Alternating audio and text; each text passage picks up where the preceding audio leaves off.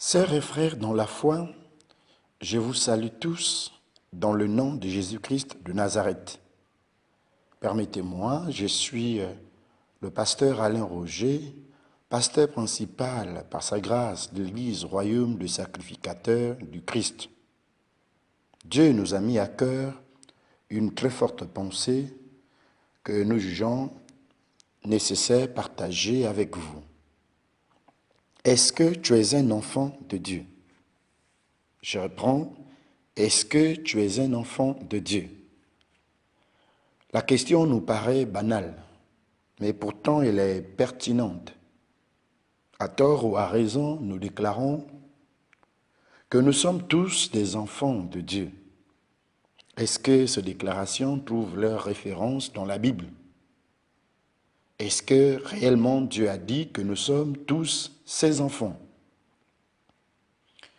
Parce que nous savons qu'il y a deux voies pour être enfant de quelqu'un. Il y a la voie naturelle ou biologique et la voie juridique que nous appelons communément l'adoption. Est-ce que sommes-nous enfants de Dieu naturellement ou sommes-nous enfants de Dieu juridiquement? Examinons les Écritures pour que nous ayons une appréciation de la chose. Genèse au chapitre 1, le verset 26 et 27 nous dit que l'homme a été créé à l'image et à la ressemblance de Dieu. L'homme créé, ça veut dire que l'homme est une créature de Dieu. Comme le ciel est la créature de Dieu, la terre, créature de Dieu, les animaux, créature de Dieu. Mais la seule différence, cette créature humaine a la ressemblance de Dieu. Dans Jean au chapitre 1, dans Jean au chapitre 4, autant pour moi, le verset 24, la Bible déclare que Dieu est esprit. Si Dieu est esprit, ça veut dire que ses descendants devraient être aussi des esprits. Pourquoi? Parce qu'un chien n'engendre qu'un chien, un homme n'engendre qu'un homme, une graine d'arachide ne peut que reproduire une autre graine d'arachide. À ce niveau, la loi de la sémence est imperturbable et elle s'y impose. Si nous sommes enfants de Dieu, posons-nous la question, sommes-nous enfants de Dieu par la voie naturelle, la voie biologique ou par la voie juridique? Si Jésus est fils unique de Dieu, mais parce que nous savons, d'après Matthieu 1 au verset 18, que sa mère, Marie, a été enceinte par la vertu du Saint-Esprit.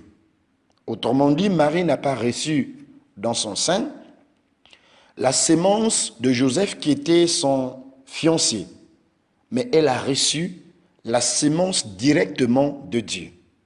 Sans cela que la Bible déclare que Jésus est le Fils unique de Dieu. Si la Bible déclare qu'il est le Fils unique de Dieu, ça voulait dire qu'il y a un problème à ce niveau. Parce que nous disons que nous sommes tous enfants de Dieu. Si par la voie naturelle, parce que si nous posons la question, est-ce que nos mamans ont été enceintes par la vertu du Saint-Esprit? La réponse est non, non et non. Donc, la seule possibilité qui nous reste, c'est donc la voie juridique. Que dit la Bible pour devenir enfant de Dieu? Jean au chapitre 1, du verset 12 au verset 13, dit ceci. Mais à tous ceux qui l'ont reçu, à ceux qui croient en son nom, elle a donné le pouvoir de devenir enfants de Dieu, lesquels sont nés non du sang, ni de la volonté de la chair, ni de la volonté de l'homme, mais de Dieu. Donc pour devenir enfant de Dieu, si nous comprenons bien ce verset, il faut recevoir la parole de Dieu. Mais pourquoi la parole de Dieu? Parce que la Bible dit, Jean au chapitre 1, le verset 1, au commencement était la parole. Et la parole était avec Dieu et la parole était Dieu. Autrement dit, la parole est Dieu, la parole est esprit. Donc lorsque nous recevons dans nos cœurs la parole de Dieu, nous recevons en réalité une sémence de Dieu et qui fera de nous des enfants de Dieu. En d'autres termes, nous ne naissons pas tous des enfants de Dieu, mais on devient enfants de Dieu. C'est un langage à corriger. Nous ne naissons pas tous enfants de Dieu, mais nous devenons enfants de Dieu. Pour ceux-là, bien sûr, qui reçoivent et qui croient au nom de Jésus-Christ de Nazareth, parce que c'est la condition posée. Écoutez, si vous voulez avoir de l'eau sucrée, il n'y a pas 1000 solutions. Prenez de l'eau, prenez 2 ou 3 morceaux de sucre, mélangez et vous aurez le résultat souhaité. Donc, si nous voulons être enfants de Dieu, la procédure qu'il faut être enfant de Dieu, qu'il faut devenir enfant de Dieu, est celle que la Bible nous décrit dans Jean au chapitre 1, du verset 12 au verset 13. Ensuite, si nous sommes enfants de Dieu, ça voulait également dire que nous devons être remplis du Saint-Esprit. Pourquoi? Regardons. Prenons un exemple très bête et simple. Ce n'est pas une pratique occulte que je vous demande de faire. Mais prenez une gilette, faites-vous blesser sur une partie de votre corps, n'importe quelle partie de votre corps. Vous allez vous réaliser, vous allez vous rendre compte qu'il y aura le sang qui va sortir. D'où nous provient ce sang? Ce sang nous provient de nos géniteurs. Et si donc nous sommes enfants de Dieu, nous devons être remplis du Saint-Esprit, parce que c'est la sémence de Dieu. Remplis du Saint-Esprit. Si nous ne sommes pas remplis du Saint-Esprit, posons-nous tout simplement une petite question. Est-ce que je suis un enfant de Dieu? Tout simplement, en toute âme et conscience, posez-vous la question de savoir, est-ce que vous êtes un enfant de Dieu? Si vous êtes un enfant de Dieu, ça voulait dire que vous devrez avoir la nature et le caractère de Dieu. Nous disons un dicton populaire dit tel père, tel fils. La nature de Dieu, certainement, vous direz que, mais non, je suis créé à l'image et la ressemblance de Dieu. Oui, c'est vrai. Mais est-ce que tu as le caractère de Dieu? La Bible dit que Dieu est amour.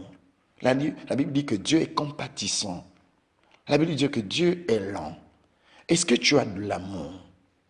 Aime ton Dieu de tout ton cœur, de toute ta force, de toute ta pensée. Tu aimes ton prochain comme toi-même. Déclare la Bible. Est-ce que tu aimes ton Dieu? Est-ce que tu aimes ton prochain? Est-ce que tu aimes même toi-même? Là encore, on peut émettre des doutes. On peut vraiment émettre des doutes. Est-ce que nous nous aimons nous-mêmes? Regardons la manière que nous traitons notre corps. Il y en a certains d'entre nous qui traitent leur corps avec la boisson tous les jours, avec la cigarette tous les jours. Alors que nous savons bien, scientifiquement, médicalement, biologiquement, que ce sont des choses, des toxiques qui tuent, qui détruisent notre propre santé. Comment traitons-nous notre corps? La vie de débauche, avec les conséquences que nous connaissons, nous tous. Comment traitons-nous notre corps? Nous nous livrons à des sectes pernicieuses, dont les conséquences sont néfastes, reconnues par tous. Est-ce que tu aimes toi-même? Si le prochain, tu diras, pasteur, non, le prochain, le gars là, il m'énerve. Non, la femme là, elle m'énerve. Ok, d'accord. Mais toi-même, est-ce que tu aimes toi-même? Parce que Dieu est amour. Si nous sommes enfants de Dieu, nous devons être obéissants à Dieu. Éphésiens au chapitre 6, du verset 1 au verset 3 dit, « Enfants, obéissez à vos parents selon le Seigneur, car cela est juste. Honore ton père et ta mère. » C'est le premier commandement avec promesse, afin que tu sois heureux et que tu vives longtemps sur la terre. Est-ce que tu honores ton père? Dieu, que tu dis, c'est mon père, c'est notre père à tous. Je suis un enfant de Dieu. Est-ce que tu obéis à ce Dieu? Les commandements de l'Éternel, déclare la Bible, sont justes. Ses ordonnances, ses prescriptions, ses conseils, c'est pour ton avenir et pour ton devenir. Quand un père conseille son enfant, quand un père éduque son enfant, c'est pour que cet enfant soit quelqu'un de demain. Mais si l'enfant n'obéit pas à ses conseils, quel sera l'avenir de cet enfant? Quel sera le devenir de cet enfant? Est-ce que tu obéis à ton Dieu? Le Dieu que tu dis que c'est notre Père à tous, c'est mon Père, je suis un enfant de Dieu. Dans la société des hommes, lorsque quelqu'un ne vous respecte pas, tout de suite on va dire non, attends, je veux voir ton père, je veux dire ça à ton père. Mais pourquoi la personne dit je veux dire ça à ton père? Parce que le père est la personne qu'on obéit, la personne qu'on honore, la personne qu'on respecte. De toutes les personnes qu'on peut respecter sur la terre, la première personne qu'on respecte, c'est le père. Est-ce que tu obéis à ton père? Est-ce que tu honores à celui que tu réclames à tort ou à raison, n'est-ce pas, être le fils ou la fille? Si on est enfant de Dieu, ça voulait également dire que on a reçu de Dieu le pouvoir. Jésus dit dans Matthieu 28, le verset 18, « Tout pouvoir m'a été donné dans le ciel et sur la terre. » Vous savez, lorsqu'un père a une portion de pouvoir, ce qu'il pense de mieux, c'est de léguer ce pouvoir à son fils ou à ses enfants.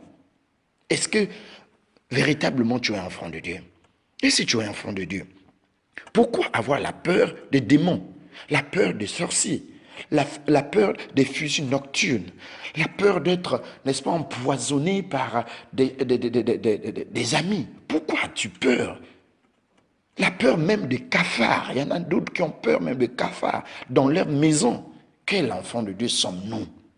Parce que l'enfant de Dieu, c'est celui qui a reçu le pouvoir de son Père. Et Jésus n'avait pas honte de le dire, de le réclamer. Que tout pouvoir m'a été donné sur la terre comme dans le ciel.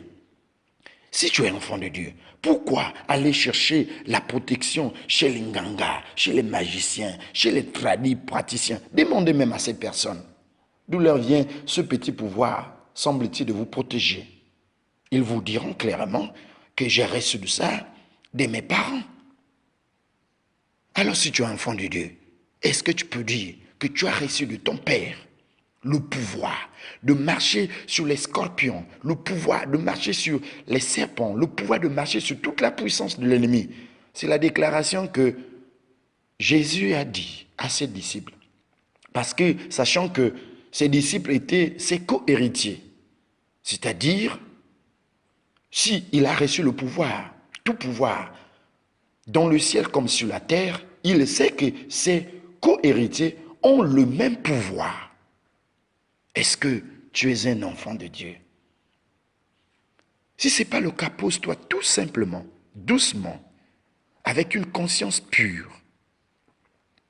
Pose-toi tout simplement la question, est-ce que je suis un enfant de Dieu? Si ce n'est pas le cas, alors il y a une possibilité qui est donnée à tout le monde de devenir enfant de Dieu. Jean 1, versets 12 et 13. Une possibilité est donnée à tout le monde. Parce que le souhait de Dieu est que tous soient sauvés. La Bible dit que Dieu a tant aimé le monde qu'il a donné son Fils, afin que quiconque croit en lui ne périsse point, mais qu'il ait la vie éternelle. Une possibilité est donnée à tous, le monde, à tout être humain, de devenir enfant de Dieu. Mais nous ne sommes pas tous à la naissance enfants de Dieu. On devient enfant de Dieu, parce que Dieu est esprit. Et nous sommes charnels, disons-le, nous sommes charnels. Et Dieu est esprit. Pour que nous soyons aussi des enfants de Dieu, par la voie juridique, il faut qu'on puisse d'abord recevoir dans nos cœurs, alors, sa sémence qui n'est autre que sa parole. Voilà ce que Dieu nous a mis à cœur.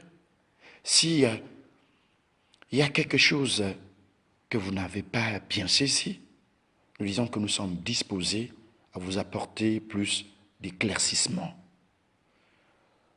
Nous sollicitons également auprès de vous des prières sincères afin que Dieu nous inspire davantage, de sorte que les jours à venir, nous puissions encore nous exhorter. Recevez de notre part des riches bénédictions en Jésus-Christ. Amen.